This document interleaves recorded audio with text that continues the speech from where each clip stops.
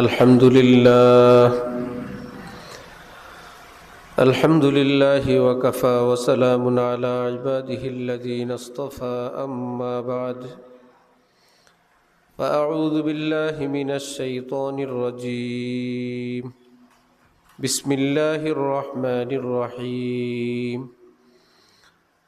يا أيها الذين آمنوا اتقوا الله وكونوا مع الصادقين وقال تعالى يا أيها الذين آمنوا كتب عليكم الصيام كما كتب على الذين من قبلكم لعلكم تتقون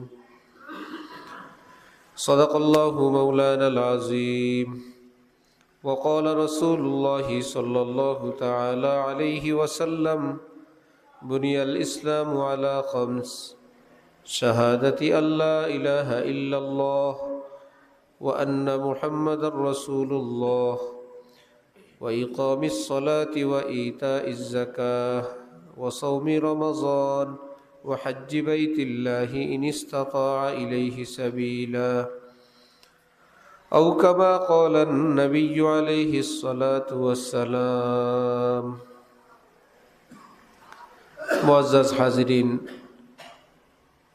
আমি আল্লাহ পাক রব্বুল আলামিনের পবিত্র কালামের দুই জায়গা থেকে অংশ বিশেষ তিলাওয়াত করলাম এবং হযরত রাসূল করিম সাল্লাল্লাহু আলাইহি ওয়াসাল্লামের একখানা হাদিস শরীফ পাঠ করলাম।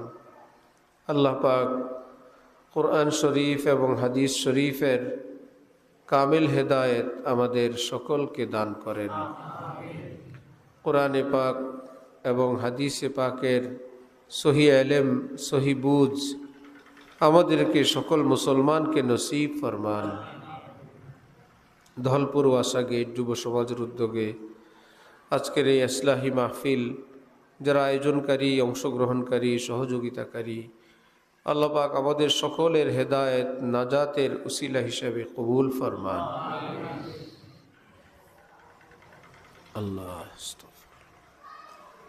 আল্লাহ পাকের মেহেরবানি, আমাদের দেশে অনেক আলেম ওলামা, অনেক মাদ্রাসা, অনেক মসজিদ, দাওয়াত ও তাবলীগের কাজ, আল্লাহওয়ালাদের খানকাহি খেদমত, পাশাপাশি মুসলমানরা অন্যান্যভাবে অনেকেই দ্বীনের চর্চায় অভ্যস্ত, যেটা পৃথিবীর অন্যান্য দেশ এমনকি অনেক মুসলিম দেশেও এই ধরনের চর্চাগুলো অ্যাভেলেবেল না।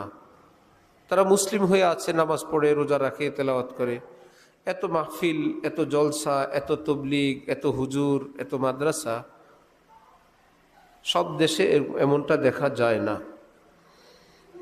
এর বরকতে আমাদের যেমন ফায়দা, আমরা যেমন উপকৃত, ক্ষেত্রবিশেষ তথ্যের ভুল বিভ্রান্তির কারণে মুসলমানটা অনেকটা বিব্রত, অনেকটা বিভ্রান্ত।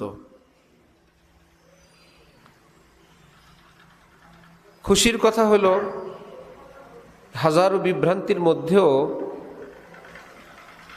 আমরা যদি আমাদের কিছু নীতিমালা, মূল নীতি আমরা ঠিক করে নেই, অনেক কিছু থেকে আমরা বাঁচবো, আমাদের সমাজও বাঁচবে ইনশাআল্লাহ। বাংলাদেশের রাজধানী ঢাকা, ঢাকাকে মসজিদের শহর বলা হয় এবং সকল মসজিদের ইমাম সাহেব এক দুইজন কোথাও আছেন বা থাকতে পারেন অশুদ্ধ তেলাওয়াত, এই ব্যতীত 1000-এর মধ্যে 999 জন ইমাম সাহেবের তেলাওয়াত সহি এবং শুদ্ধ। আর 1000 জনের মধ্যে 1000 ইমাম সুন্নতি লেবাসওয়ালা, সুন্নতি দাড়িওয়ালা। এরকম কোন ইমাম আমাদের দেশে নাই শার্ট প্যান্ট পরে ইমামতি করে, আছে? দাড়ি কামানো ইমাম সাহেব আছে?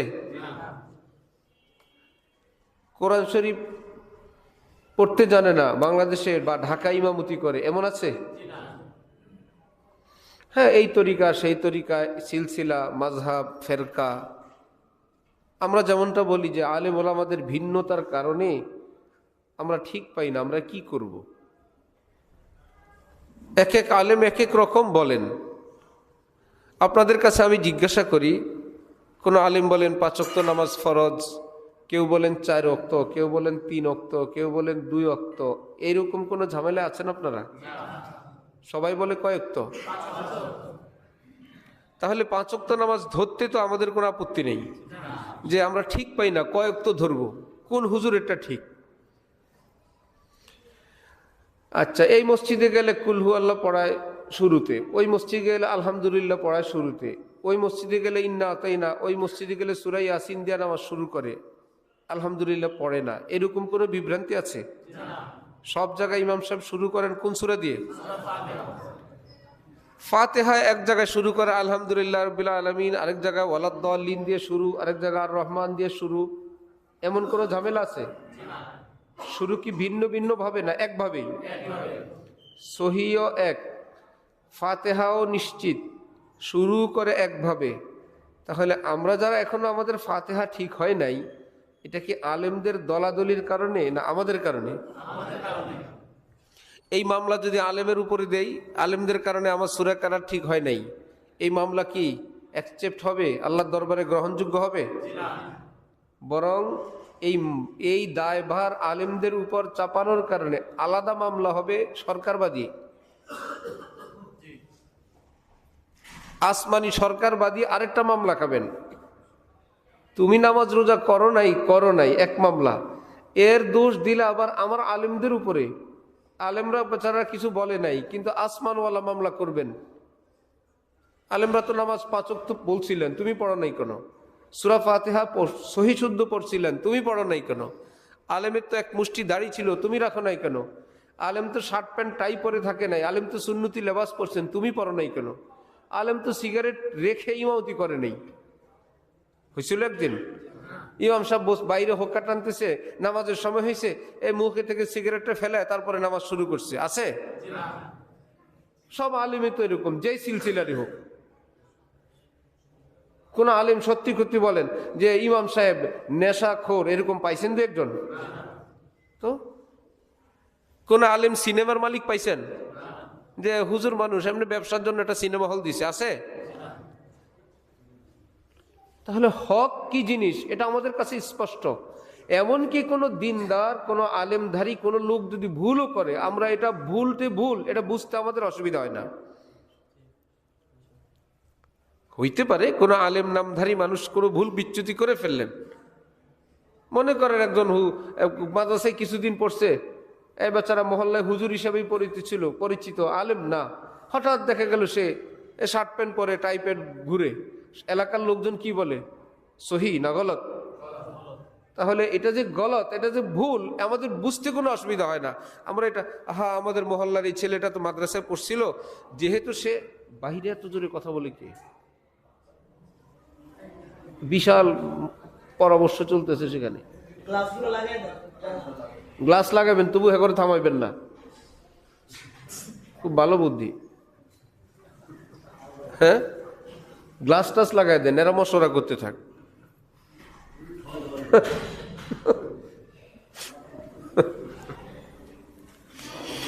আল্লাহু আকবার।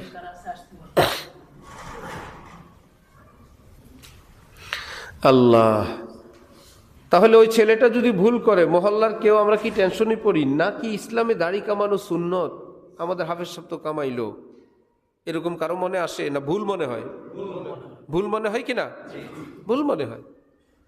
মাদ্রাসায় পড়ো একজন ছাত্র যদি বেপর্দা কারোর সঙ্গে চলে, তখন কি মনে হয়? এটা মনে হয় কোরআন শরীফে আছে, না ভুল মনে হয়? তাহলে হক কি জিনিস এও আমরা জানি।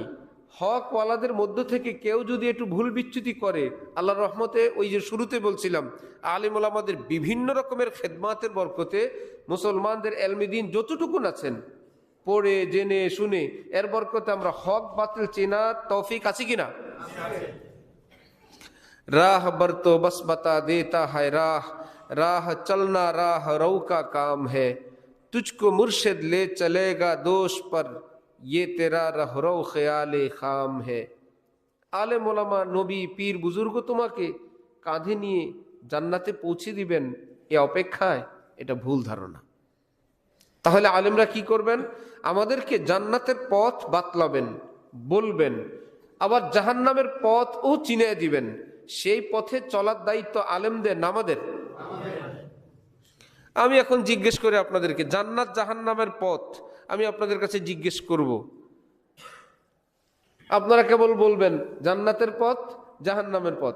হালাল খাওয়া, হারাম খাওয়া, চুরি করা, হালাল ভাবে ব্যবসা করা, মা বাবার খেদমত করা, বেয়াদবি করা, পর্দা করা, বেপর্দা করা, শালীন ভাবে চলা, অশালীন চলা, চুরি করা, হালাল খাওয়া, স্ত্রীর উপর জুলুম করা, ইনসাফ করা, বাচ্চাদেরকে দিন শিখানো, হারাম রাস্তা শিখানো। ওয়াজ মাহফিল দরকার কি? খামাখা আমাগরা এনে কষ্ট দেন আর আপনাকে গরম গরম ভাত নষ্ট করেন সবাই। আমি তো সুয়াল করলাম, প্রশ্ন করলাম, কেউ তো বলে না হুজুর জানা নেই, সরি আমাদের জানা নেই। এই মা বাবার মাথায় বাড়ি দিলে বেহেশতে যাবো না খেদমত করলে, বিষয়টা আমাদের জানা নেই। স্ত্রীর সঙ্গে ভালো ব্যবহার করলে এটা কোনো আমল এবাদত আমার জানা ছিল না হুজুর। আমি জানি বউ তো বউ, এটা খেলনা, মারো পিটাও, এটা কাজের বুয়া, এটা কিনে নিয়ে আসছি, ধরে নিয়ে আসছি, বান্দি একটা আনছি, হুজুর আমি জানি না। যাই জিজ্ঞেস করি সবাই কেবল বলে জান্নাতের পথ, জাহান্নামের পথ, জান্নাতের পথ, জাহান্নামের পথ। তাহলে জান্নাত জাহান্নামের পথ আমাদের অজানা না জানা? এইবার যদি কেউ না চলেন, ঘুমন্ত মানুষকে জাগানো যায়, জাগ্রত মানুষ যদি ঘুমের ভান করে তারে যতই ডাকবেন সে তো ঘুম, সে নিয়ত করছে, সে আওয়াজ দিবে না। ঘুমের মানুষ কি কোনো নিয়ত করে? সে ঘুমায় আছে, তাকে একবার না দুইবার তিনবার হ্যাঁ কি হয়েছে, যত ভারী ঘুম হোক, আর যে নিয়ত করছে সে জাগবে না, তাকে খাটের থেকে ফেলে দিলেও সে ঘুম, সে জাগবে না। তাহলে আমাদের যে আমরা জান্নাতের পথে চলছি না, এটা অজানার কারণে না ইচ্ছা করে? ইচ্ছা করে। মজার খবর হলো, বান্দাকে আল্লাহ পাক এইটুকুন ইচ্ছা শক্তি দিছেন, বান্দা যদি চায় আমি মসজিদে যাব, পাগুলো চালানো শুরু করে, আল্লাহ বলেন এই পৃথিবীর কারো ক্ষমতা নাই, কোনো শয়তান, কোনো পৃথিবীর কোনো শক্তির ক্ষমতা নাই, দূরে বসে বসে তোমার পাগুলোরে এমন সিস্টেম করবে মন্দিরে চলে গেছে। না হুজুর আমি ঘর থেকে বের হইলাম, নিয়ত ছিল মসজিদে যাব, হাঁটতে হাঁটতে আমি এসে দেখি মন্দিরে উঠছি, এরকম হয়? এই জন্য বান্দাকে বলে কাসেব, উপার্জনকারী। রাখা আছে, কি করবা সেটা তোমার ইচ্ছা, এটা বলতে পারবা না না আমার ইচ্ছা নাই, আল্লাহ যেদিকে নেই। ঘর থেকে বাইরেছি, কোথায়? মসজিদে যাবা না মন্দিরে? আরে ভাই আমি কি বলতে পারি আমি কই যাবো? নাউজুবিল্লাহ নাউজুবিল্লাহ, আমি জানি না, আল্লাহ যেদিক নেয়। যে না, এত বড় বুজুর্গের কোনো সুযোগ নেই। ভাই বাজারে তো দুধও আছে, মদও আছে, কি কিনবা? ভাই ভাই ভবিষ্যতের খবর আল্লাহ ছাড়া কেউ জানে না, তারপরও তোমার একটা নিয়ত না, ভাই নিয়ত টিয়ত নাই, বাজারে যাই যেটা আছে কিনবো, দুধ না মদ। আল্লাহ বলে তুমি দুধ কিনলে তোমার সিদ্ধান্ত নেওয়ার অধিকার আমি দিয়েছি এবং হালাল খাওয়ার কারণে পুরস্কারের ওয়াদা আমি করেছি। তুমি যদি বলো একই বাজারে মদ কিনবো, এই ক্ষমতাও তোমার ভিতরে আছে এবং মদ কেনার কারণে গুনার ব্যবস্থাও আছে। সিদ্ধান্তর ক্ষমতা বান্দাকে আল্লাহ পাক দিয়ে রাখছেন,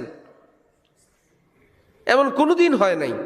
ইচ্ছা ছিল লেবু গাছ লাগাবো, লেবু গাছও রোপণ করলাম, পানি দিলাম, সার দিলাম, বেড়া দিলাম, যত্ন করার পর ফলন আসার পর দেখি আল্লাহ লেবু গাছে এখন তো মিষ্টি আলু ধরছে।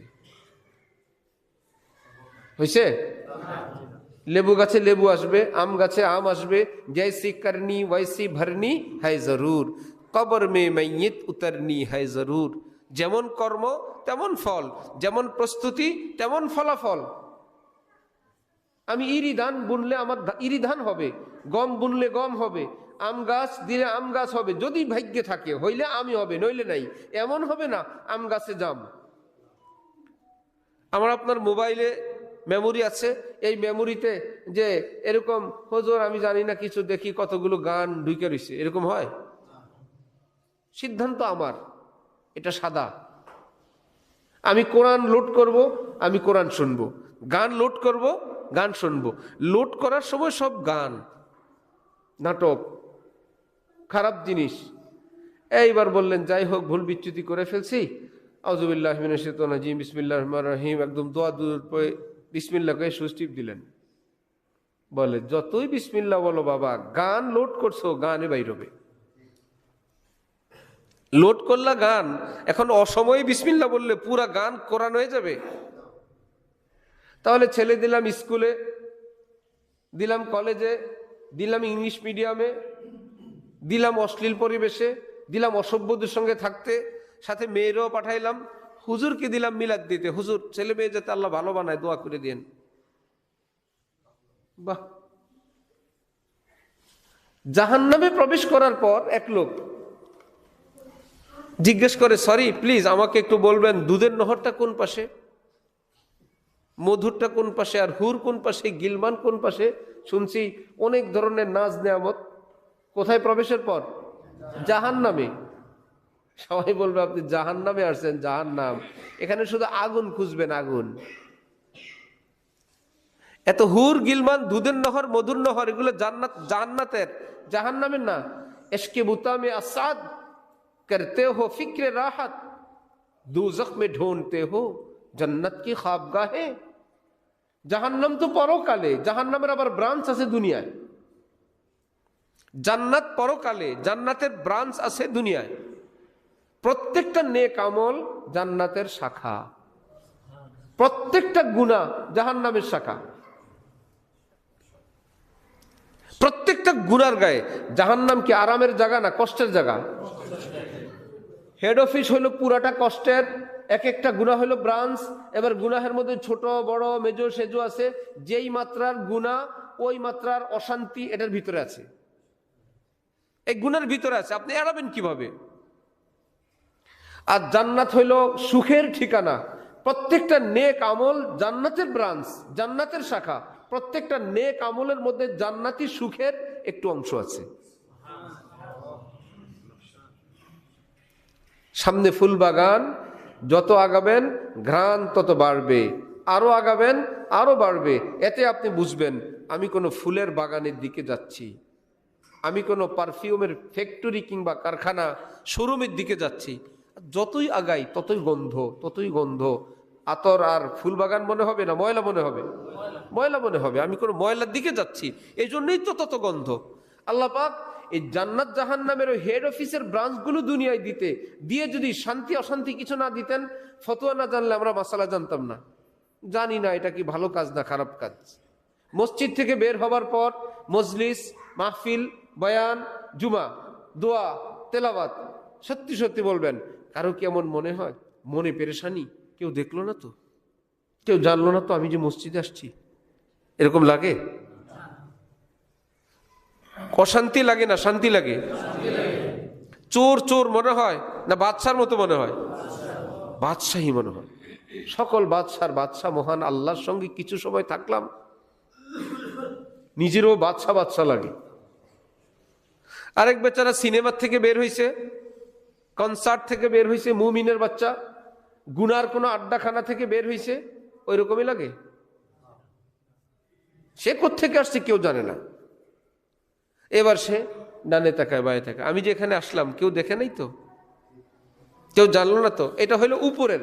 আর ভিতরে হাতুড়ে দিল পে হে মগজ দেমাগ মে খুঁটে, দিলের ভিতরে হাতুড়ে পড়তেছে দুব দুব দুব দুব দুব দুব, মাথায় এক টেনশন। নবীজি বলেন এটাই আলামত এই কাজটা গুনাহ। মুফতি সাহেব লাগবে না, তুমি এটার পাবা। মুফতি সাহেব কত খুঁজবা?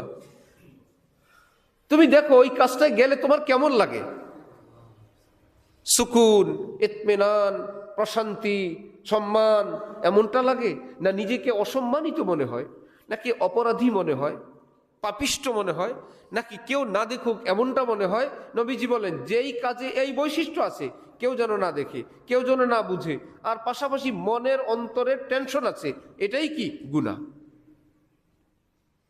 আর একটা বিশ্লেষণ হলো, হিন্দু মানুষ মন্দিরে গেলে তার কষ্ট লাগে না, মুসলমান মন্দিরে গেলে তার কষ্ট লাগে। আবার কি, একই জায়গায় গেল দুইজন, হিন্দুর ভিতরে ইমান নাই, মুমিনের ভিতরে কি আছে?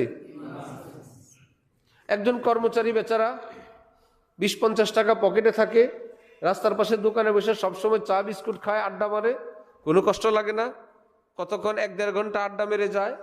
একদিন মালিক তার কাছে 10 লাখ টাকা দিলেন, দিয়ে বললেন এই টাকাটা ব্যাংকে দিয়ে আসো। এইবার এই টাকা নিয়ে যখন দোকানে বসছে, অন্য দিনের মতো লাগবে না একটা টেনশন থাকবে? কিসের টেনশন? না ভাই, আমার কাছে একটা দামি জিনিস, কোনো চোর ছিনতাইকারী দুষ্ট দুরাচার কেউ না আসে, না কোই রাহ পা যায় না কোই গैर आ जाए, हरीम दिल का अहमद अपने हरदम पासे बा रहना। কেউ ছিনতাইকারী না আসে, চোর ডাকাত না আসে, আমার কাছে একটা দৌলত আছে।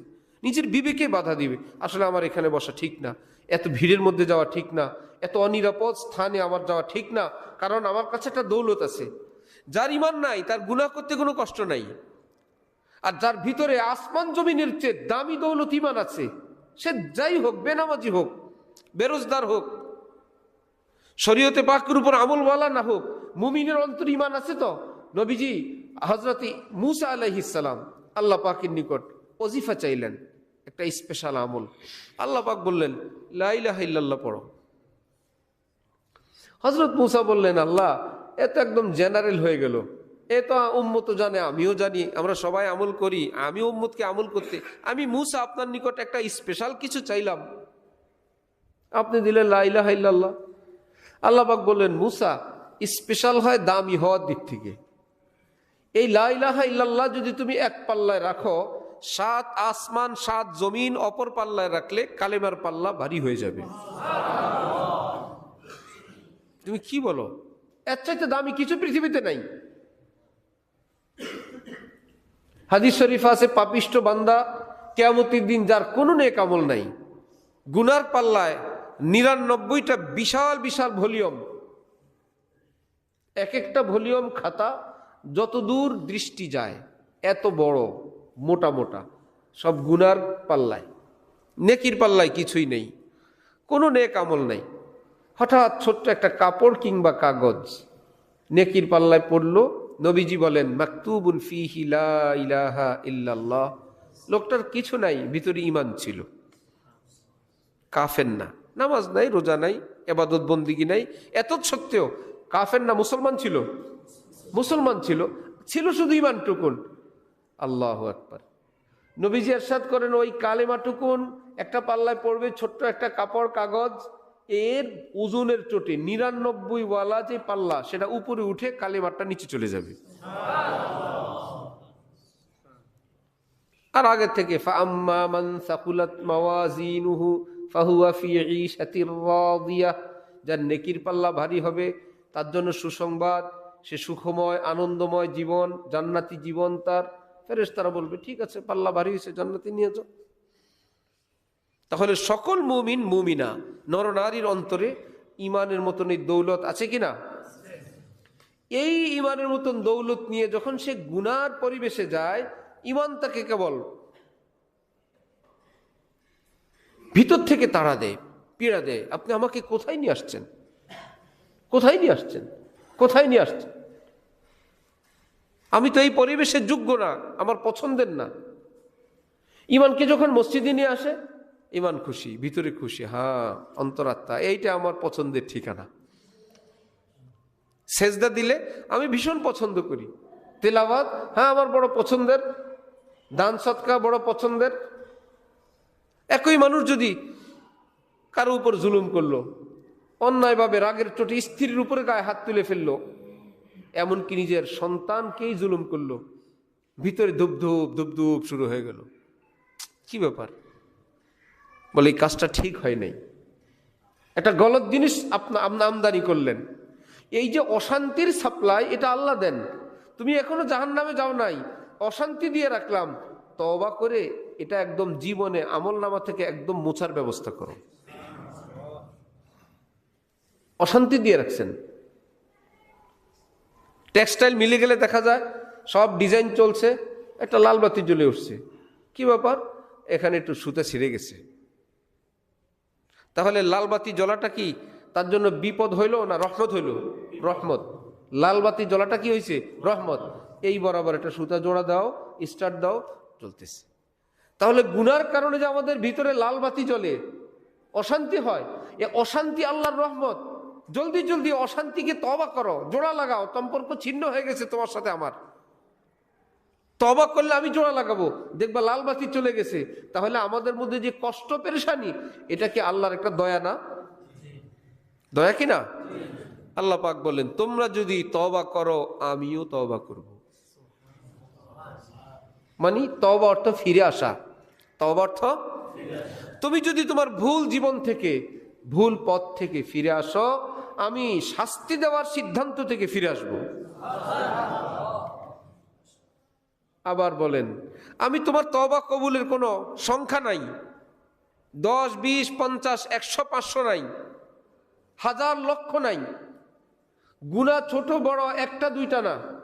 হাকিমুল মুজাদ্দিদ মিল্লাত মাওলানা আশরাফ আলী থানভী বলেন, কারো গুনাহ যদি এই জমিন থেকে আসমান পর্যন্ত ফাঁকাটা সবটা ভরে যাওয়ার পরিমাণ গুনাহ করে, একটা তওবা করলে আল্লাহ সব মাফ করে দিবেন। সংখ্যা নাই, এবং গুনার কোনো সংখ্যা নাই, তওবারও কোনো সংখ্যা নাই। এই ব্যক্তি যদি আবার গুনাহ করে, আবার করে, আবার তওবা করে, আবার করে, আবার তওবা করে, রব্বুল আলামিন বলে, লা আযালু আস্তাগফিরু লাকুম মাস্তাগফারুনি, আমার বান্দা যতদিন তওবা করবে আমি ততদিন কবুল করব। তওবা করলে অন্তর শান্ত হয়, মনে সুখ আসে, রহমত আসে, নূর আসে, রিজকে বরকত হয়, ঘরে শান্তি আসে, মাল দৌলতে বরকত হয়, বিবি বাচ্চা দিনদার নেককার হয়। হযরত সুলাইমান আলাইহিস সালাম নিজের শাহী টুপি এভাবে বরাবর করেন, ছেড়ে দিলে টুপিটা বাঁকা হয়ে যায়, আবার করেন, আবার বাঁকা হয়। হঠাৎ গায়েব থেকে আওয়াজ, সুলাইমান তুমি সোজা হও, টুপি নিজে নিজে সোজা হয়ে যাবে। কি মুশকিল! নবীদের কোনো গুনাহ নাই, নবুয়তের আগে পরে সোজা হওয়া মানে কি? ভালোই ভালোই 19-20, এটাও ভালো, ওইটা আরো ভালো, ওইটা আরো ভালো। এ আরো ভালো একটু ভুল হইলে, যেটা করছেন সেটাও ভালো, আরো ভালো সেটা না করার কারণে আল্লাহ পাক বলেন, আমি নবীদেরকে এর জন্য ধরব। গুনার ধরা না, মহব্বতের ধরা। এটা কেন করলা? আরো ভালো ছিল না, সেটা কেন করতে পারলা না? তুমি সোজা হও, টুপি নিজে নিজে সোজা হবে। ওলামায়ে কেরাম বলেন, সুতরাং কারো অধীনস্থ স্ত্রী, সন্তান, কর্মচারী, শিষ্য, মুরিদ, এইরকম কেউ যদি এমন হয়, মানে না, কথা শুনে না, সম্মান করে না, পাত্তা দেয় না, দাম দেয় না, কি ব্যাপার? তুমি সোজা হও, সব সোজা হয়ে যাবে। তার মানে আমি আমার বড় যিনি মহান আল্লাহ, আমি তার কাছে সারেন্ডার করি নাই, আত্মসমর্পণ করি নাই, তার কাছে আমি মাথা অবনত করি নাই। এই জন্য যারা আমার অধীন তারাও আমার কাছে সারেন্ডার করে না, আমাকেও তারা মানে না। এদেরকে পিঠে দৌড়ে লাভ নাই। ইসলামের বিধান, উজু করো, তওবা করো, মালিকের কাছে আত্মসমর্পণ করো, বাকিরা তোমার কাছে অটোমেটিক আত্মসমর্পণ করবে। বলেন এবার, ইসলামের নীতি নিয়ম অনেক কঠিন কঠিন না সহজ সহজ? অনেক সহজ, একদম সহজ। আমরা যদি বুঝি, আমল করি, ইনশাআল্লাহ তাআলা মায়ুস না হো আহলে জমি अपनी खता से, तकदीर बदल जाती है मुज़तर की दुआ से। ভয় না পাওয়া, নিরাশ না হওয়া। তকদির দুই প্রকার, কিছু তকদির ফিক্সড, কিছু তকদির আল্লাহ পাক বলেন, বান্দা নেক আমল করলে আমি সেটাও পাল্টায় নতুন করে লিখে দিব। ভাগ্য আমি নতুন ভাবে লিখব। আল্লাহ আমাদেরকে দিন সহিভাবে বুঝার তৌফিক দান করেন। হযরত ওয়ালা করাচি, আমাদের দাদা শেখ, পৃথিবী বিখ্যাত এক বুজুর্গ, এক আলেম, আল্লাহওয়ালা ছিলেন। আল্লাহ পাক হজরতের কবরকে নূর দ্বারা ভরপুর করে দেন। হজরত বলেন, ইঞ্জিনের সঙ্গে লাগা বগিগুলো first class, second class, third class থাকে, গন্তব্যে পৌঁছে নির্দিষ্ট কোনো এক ক্লাসের না, সব ক্লাস, অথচ ফ্যাসিলিটিতে কত বেশ কম। এসি, আলাদা রুম, বাথরুম প্লাস, খালি সিটও না, এসিও না, ফ্যানও না, পোকামাকড়ের কামড়, গন্ধ। এতে কি হয়েছে? ওনারা যেই লাইনে, আমি সেই লাইনে আছি তো। একই শহরে তারা যাবে, আমিও যাব ইনশাল্লাহ। যারা আল্লাহওয়ালা বুজুর্গানি দিন, তারা তো ভালো। আমরা কি একটু ভালোদের পিছনে থার্ড ক্লাস হয়ে থাকতে পারবো না ইনশাল্লাহ? চেষ্টা করলে পারবো কি না? এর জন্য হইলো তওবা, ভুল বিচ্যুতি হইলে তওবা করা, আল্লাহর হুকুমগুলো মানা, গুনাহ থেকে বেঁচে থাকার চেষ্টা করা। পারবো ইনশাল্লাহ? আল্লাহর বড় বড় হুকুম যেগুলো ফরজ ওয়াজিব মানা, গুনাহ থেকে বেঁচে থাকা। হক্কানি আলেম আল্লাহওয়ালা, তাদের কাছে যাওয়া, যোগাযোগ, যাতায়াত, মহব্বত রাখা। এরা হলেন ইঞ্জিন, আল্লাহওয়ালারা হলেন কি? ইঞ্জিন। আল্লাহওয়ালাদের সঙ্গে থেকে কেউ আল্লাহওয়ালা হয়ে গেছে, উনি ফার্স্ট ক্লাস। আরেকজন অতটা হয় নাই, মোটামুটি হয়েছে সেকেন্ড ক্লাস। আমি কিছুই হইতে পারি নাই, কিন্তু আমি আছি, লাইনে আছি, ওনাদের লাইনে আছি, চেষ্টা করি। আমার ভুল হয়। আমার পীর ও মুর্শেদ আরিফ বিল্লাহ হযরত মাওলানা শাহ আব্দুল মতিন বিন হুসাইন সাহেব দামাত বারাকাতুহুম, ঢালকানগরের হজরত নামে প্রসিদ্ধ বাংলাদেশি এক পৃথিবী বিখ্যাত আল্লাহর ওলি। আলেমদের সমাজে হলেন উনি বেশি সমাদৃত, বেশি সম্মানিত। সে হজরত বলেন, কারো প্রতিদিনের অগ্রগতি, প্রতিদিনের প্রমোশন, আল্লাহর দিকে আগানোর গতি যদি হয় পিঁপড়ার গতি, এত অল্প একটু ভালো হয়েছে আজকে। ইনশাআল্লাহ এই ব্যক্তিকেও আল্লাহ পাক বঞ্চিত করবেন না, ঠকাবেন না, আল্লাহ তাকেও জান্নাত দান করে দিবেন। তাহলে আমাদের চলার গতি থেমে থাকবে না আগাবে ইনশাআল্লাহ? পিছাবে না আগাবে? থামবে না আগাবে? যার তৌফিক যতটুকুন। কেমন ভাই? ইনশাআল্লাহ। আল্লাহ পাক তৌফিক দান করেন। ওয়া আখিরু দাওয়ানা আলহামদুলিল্লাহি রাব্বিল আলামিন।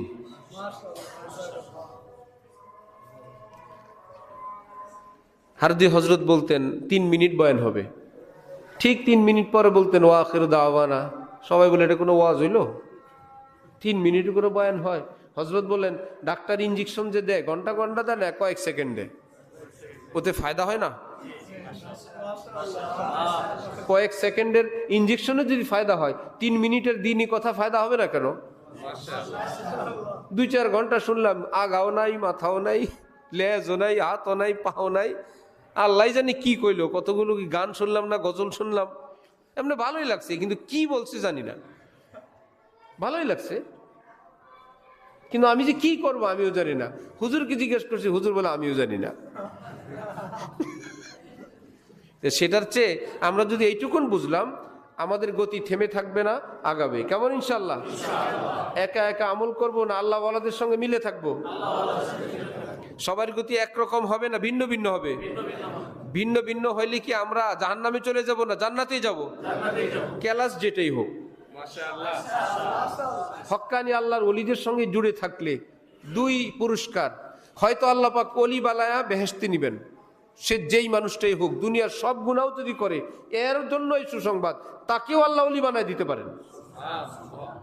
যদি ওলি হওয়া কপালে না থাকে, কিন্তু লেগে থাকে আল্লাহর ওলিদের সাথে, তওবা তিল্লা করে, আল্লাহর হুকুমগুলো মানে, আবার ভুল হয়, আবার তওবা করে। হাকিমুল উম্মত হযরত থানবী হাদিসে কুদসির ব্যাখ্যায় বলেন, টেনশন করো না, ভালো হইতে পারো নাই, লেগে আছো, মৃত্যুর আগে আল্লাহ তওবা করায়া পাক সাব বানায়া কবরে নিয়ে যাবেন। আল্লাহ আমাদেরকে তৌফিক দেন। আল্লাহ আমাদেরকে, আপনাদেরকে, আমাদের সকলকে কবুল ফরমান।